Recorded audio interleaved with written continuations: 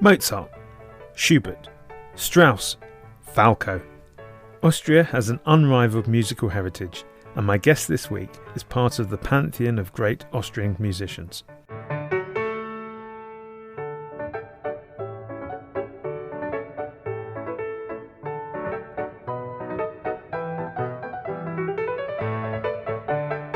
Harald Kloser has been composing music for film for over 2 decades, but his breakout year was 2004 when he composed the score for Alien vs Predator and The Day After Tomorrow, beginning a long-term collaboration with his friend Roland Emmerich.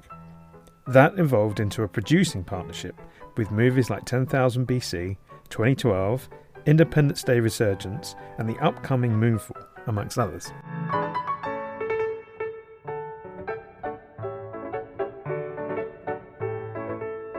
Harald shares his thoughts on his career to date, the process of composing music for movies, and the fascinating story of how 2012 became a Sony blockbuster. Enjoy.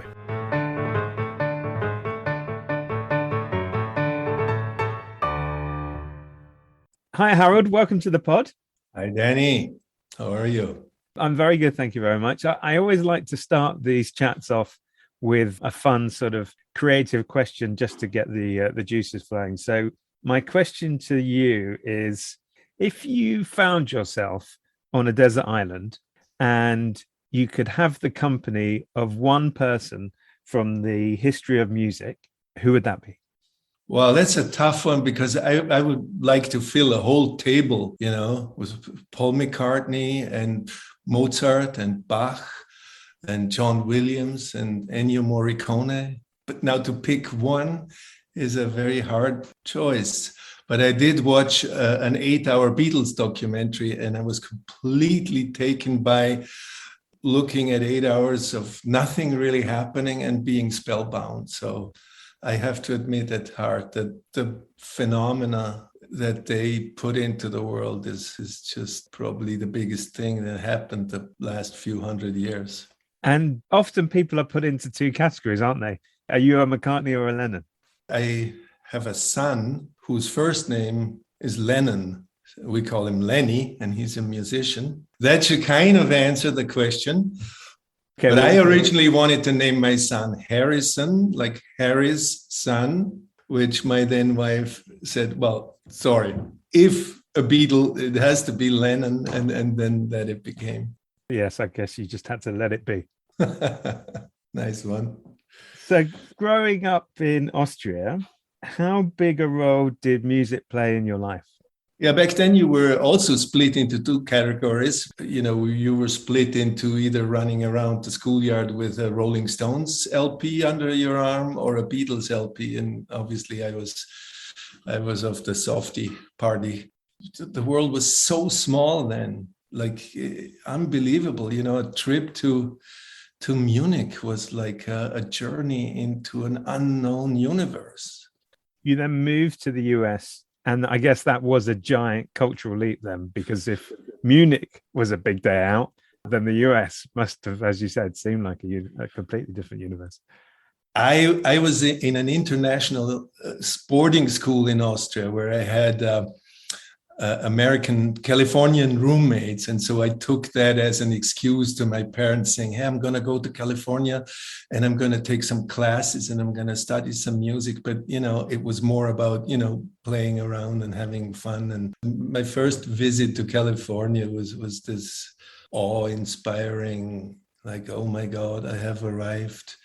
One of the first things, that happened to me in a record store, that actually John Lennon and Yoko Ono were walking by me in the parking lot. And I was like, oh my God, it was just bigger than life, absolutely bigger than life, and never got rid of that dream. And now I'm stuck.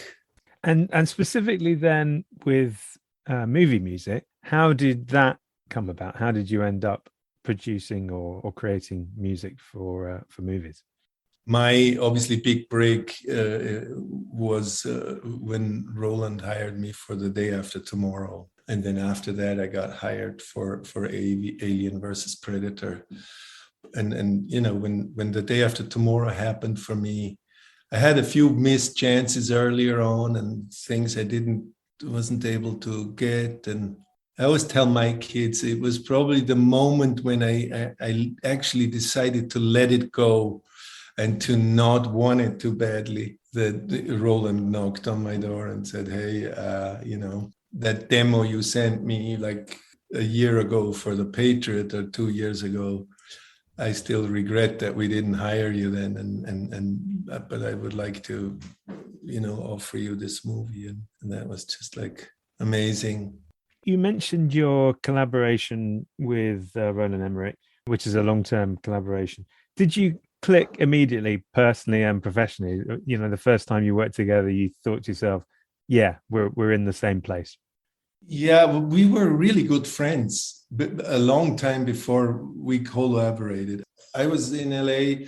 I just had moved here with a teeny weeny, success in Germany. I did a few movies there. Very cool movies, actually. I mean, if my scores, they're still one of my favorites too. And so I came here, and Roland was like in a different universe, but we were still like friends, and we never talked much about work because it was just, I was scoring a little movie of the week, and he was, he basically was doing Stargate and stuff like that. And we were friends first, and it was always a little like more hesitation of, is this going to sacrifice the friendship? But it was not easy. I remember on one of my birthdays, I was sitting in a cafe on Melrose, and I was scoring a movie, actually a British production, a Channel 4 film. It was called A Further Gesture. It later ended up being called The Break. And I received a phone call that I was going to be replaced as a composer on my birthday. And I was like, oh my God. There was like a newsstand right opposite my table, and the Hollywood Report was there, and it says Roland Emmerich is going to have the biggest opening of all times with Independence Day, projected to be the biggest movie of all times. And I was like, oh my God, what a loser am I? Like, my friend Roland here is conquering the universe, and I'm like, I can't even score a little TV film. That was probably the low point of my time in Los Angeles, and then from there on out, obviously, when you let things go, this is my life theory that I also tell my children: hey, if you want it too much, it's not going to find you. And has composing scores changed since you started in the film business? Back then, to write a film score was completely different than it is today, because today, as a film composer, you get a perfect soundtrack of film music already edited into the movie that you're supposed to score. So it's a really different job right now than it used to be before the arrival of the offline editing. Film music had to be edited together with film on a separate reel. It was a huge deal for a film editor to put some music to a film. The moment he put music on, every cut he made, he had to cut on the film strip and then on the music strip and glue it back together. And then it would be a bad music cut. And so as a composer, you came to a pretty finished movie that didn't really have music yet. And you were like the hero of everybody, because you suddenly brought this new energy after these guys were staring at an edit without music for months and months. And then, you come in and you bring some music to the table, and it's all, they were like, oh my God, music is, here now. Which obviously today it's quite the opposite. You get something, and it has pretty much a compilation of the best film music of all times that these guys can just pull out and put there and edit to, and obviously people also fall in love with it, and then you deal with, there's already kind of like a perfect music there. What do you do with that? Certainly, I don't want to sound negative, because it has become a little more reactive. Obviously, you have this piece of, film that has an amazing soundtrack already there, and you're just hired to kind of replace that. which is a whole different journey. It's often said that the music can be a key character in a film. Is that the way that you approach it? Yeah, I mean, absolutely. Very few people actually get to watch a movie without music, right? So like one of the main experiences that like friends or somebody who's over to visit me at work is just if I pull the music fader down in a movie and they say, hey, look here, is it like, and they go like, oh my God, really? Is this how movies sound without music? This is unbelievable. And I push up the fader and they go like, oh my goodness. So if you want to prove how important music is, that's all you have to do is like, hey, look, watch this and now watch it again without music or the other way around. And then, you know, that speaks more than 1,000 words, actually. The next movie that you were involved in actually producing and co-writing for was the movie 2012, which, by the way, is one of these sort of landmark movies in the Goldman household, because I was still working at Sony at the time, and we took the kids to a screening of the film, and they'd been used to seeing, you know, big blockbuster films before at home, and they were still quite young, and we went to this screening and they were scared out of their minds. Oh my God. And we had to leave, which I'm sorry. It was no, totally our fault. It was our fault being terrible parents. But it is one of those movies that I guess will always have a particular resonance in our lives. But well, it has a particular resonance in my house too, obviously. It paid for the house, for starters. Very good. Yeah. And so fascinating to have moved over, as you say, specifically on the composing side, to actually creating these movies that went on to be enormous successes. So did you draw on some of the experience that you had before? Were some of the skills transferable, or was it just something that you felt you always had and it just came to the fore, the ability to pull a whole movie together and bring a strong creative point of view?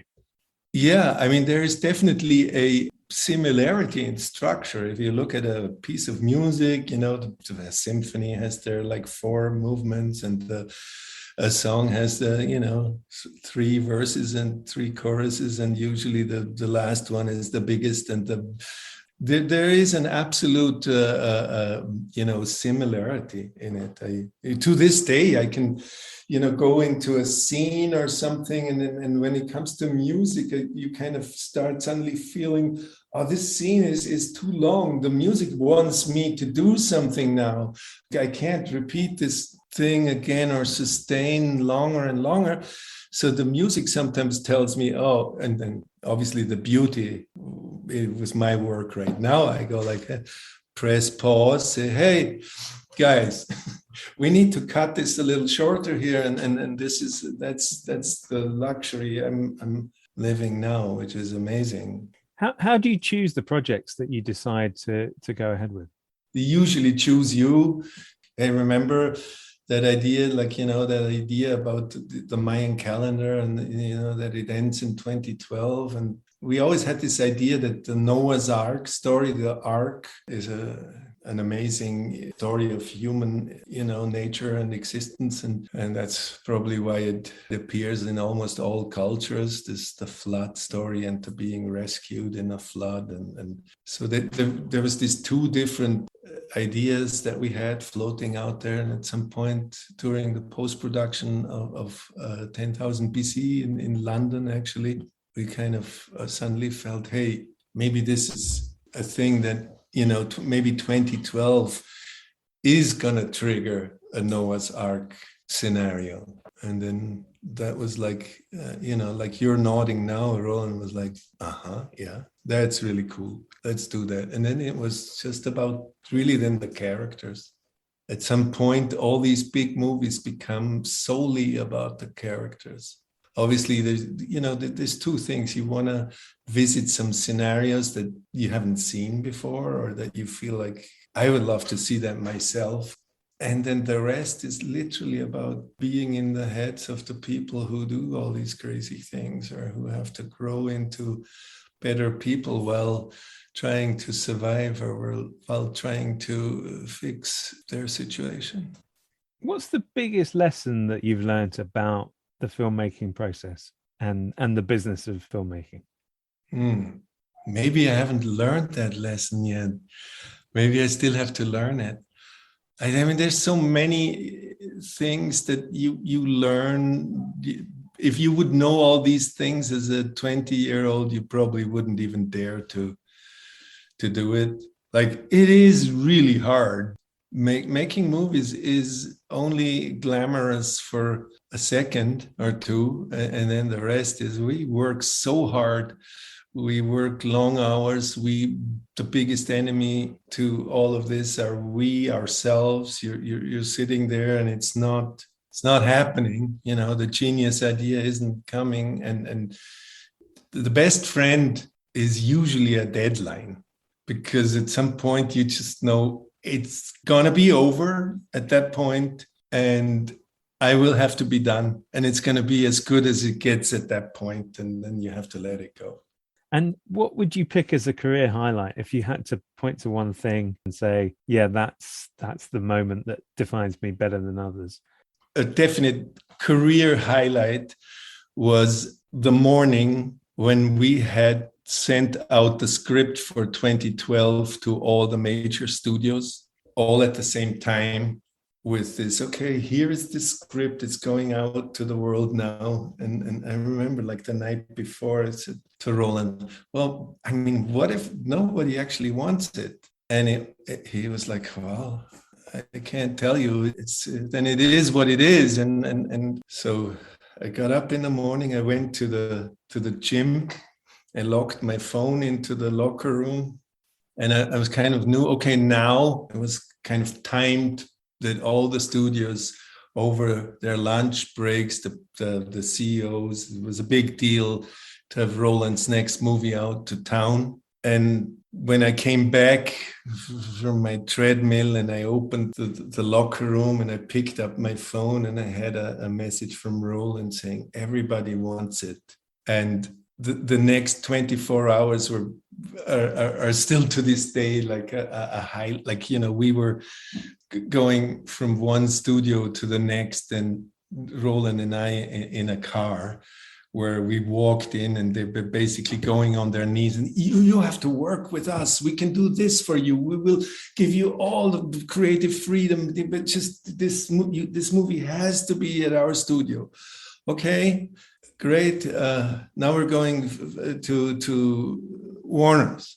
Then there was the same thing there, and that day probably was one of the most surreal career days in my whole life. And at the end of that day, around 9:00 at night, our representatives made a deal with Sony on that same day for 2012 for the movie. That was pretty surreal and crazy for me still to this day. And interesting to hear what in the end won it for Sony in that competitive pitch. It was what they actually said. You know, everybody said to us certain, you know, things about the script and this and that. And it was kind of how they understood it, you know, what they said back to us, how they saw what the movie could be. And it just felt like, okay, these guys completely want to do the same movie we want to make. And you know, if the head of a studio is going, oh yeah, we should do this project, or and we want this, is one thing. But if it was literally the enthusiasm of Amy Pascal and Michael Lynton at that point, who ran Sony, that we walked out and said, okay, these guys want to make the movie that we wrote. While we were driving to other studios, Amy Pascal started calling, hey guys, stop, turn around, come. It was so endearing too, like, okay, the passion behind it, and you know, literally that kind of sold it. It's fascinating, because I think that what that speaks to is the importance of that creative connection between the suits, if you like, the studio execs, and the creative people and how important that is to creators. And I think for people on the business side, it's quite hard to appreciate that because you only ever see the outputs. Like I only saw the output of 2012, not the inputs. And to actually see what effect an Amy Pascal or Michael Lynton can have in securing great content, it's such a hidden component to the whole thing. So it's really interesting to hear how that operates. If you do a movie, you basically commit 2 years of your life almost, to sometimes more, but like the heart, like the real making from when, you know, you expand from being a company of 5 people, and then the next week you're like 25, and then the week after you're like 50, and then you grow into this big company overnight at the height of, you know, thousands of people sometimes work on a film, and then you become this huge you know, corporation, and then you, as you go into post-production, and then I'm in the moment right now where, oh my God, you know, the offices are being emptied, and you know, in 2 weeks it's just going to be Roland and me and our assistants and our tiny little team, and that was that. Do you have strong feelings about your movies getting a theatrical release, or are you a bit more agnostic and it's about reaching a large amount of people? You know, we talk about it often from the financial and business component, but is there an emotional element that makes you really want to retain that theatrical experience? Well, obviously we've been making movies that have that in mind a little bit, like, hey, you know, buckle up, bring your popcorn. I kind of like to do that, and I've always, you know, tried to write stuff or do stuff that I would want to see or want to hear, or so that's a little bit in the nature of when Roland and I, you know, have a dinner or so, like, hey, you know, I have an idea, or how about this or that. It always has a little bit something to do with stuff that you want to see on a bigger screen, or maybe in a communal setting. I don't think that's going to go away. I just think, obviously, there's certain stories that don't need a huge room and a huge screen to be impactful with the technology that we can have in our homes these days. And so probably, you know, some stories have shifted into our living rooms, and some will always be on a bigger stage. It's just like, you know, you see it in music. Live music has never been bigger than it is now. And there was a time when I was, you know, writing songs where concerts were like, people didn't want to do them. You lost money. You basically had to bring money to play, and all the money was being made in CDs and on records. And now it's completely flipped, but the songs have not gone away. The emotions have not gone away, and they will always be there. I'm not worried. If somebody is a great storyteller, he has a purpose. So this is the part of the podcast where I ask my guests for their lockdown film, book, music choice, and TV box set. So picking one from each. If we ended up in another lockdown situation, which feels like it's going to be more likely with every day that passes, if you had to pick one of those to keep you company from each of those categories, which would you choose? I would definitely rewatch the Peter Jackson Beatles documentary about 2 or 3 more times. That has been a major revelation for me, you know, and just being unabashedly a fan of something is so great when you can just admire and just all out. I love all of this, no matter what it is. So that's definitely would be my choice, obviously, right now. In music, I have to say I'm on a full rediscovery of Bach. I was for 20 years, you know, I was such a declared, I always thought like Mozart is the biggest thing that ever happened to classical music, and still is. So that was always my belief, and now I'm basically converting a little bit to Bach, no matter where I am, whether I'm in my bed listening on a headphone or in my car, it's always this constant awe of this mastermind of the 12 notes that exist, where it's just like, okay, this is it. This can't be done any better. In the lockdown, I also rediscovered Dostoevsky.